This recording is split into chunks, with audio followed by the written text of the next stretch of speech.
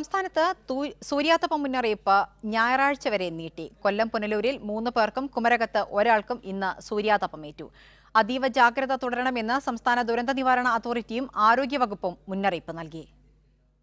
സംസ്ഥാന ദുരന്ത നിവാരണ അതോറിറ്റിയുടെ മുന്നറിയിപ്പ് പ്രകാരം വയനാട് ഒഴികെയുള്ള ജില്ലകളിൽ ഈ മാസം അവസാനം വരെ താപനില ശരാശരിയിൽ നിന്നും 2 മുതൽ 3 ഡിഗ്രി വരെ ഉയരാനാണ് സാധ്യത.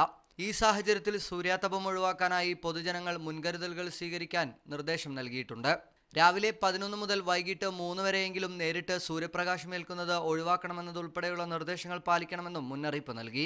സംസ്ഥാനത്തിന്റെ വിവിധ ഭാഗങ്ങളിലായി 4 പേർക്ക് ഇന്ന് സൂര്യാതപമേറ്റു. പുനലൂർ സ്വദേശിനി ശാന്തമ്മ, പൊതുമരാമത്ത് ജീവനക്കാരനായ അയൂർ സ്വദേശി അജി, പേപ്പർ മിൽ സ്വദേശി സെബാസ്റ്റ്യൻ, കോട്ടയം കുമരകം സ്വദേശിക്കുമാണ് സൂര്യാതപമേറ്റത്.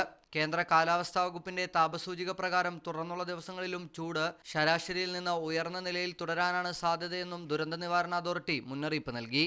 വിവിധ ബ്യൂറോകൾക്കൊപ്പം മീഡിയ 1 തിരുവനന്തപുരം.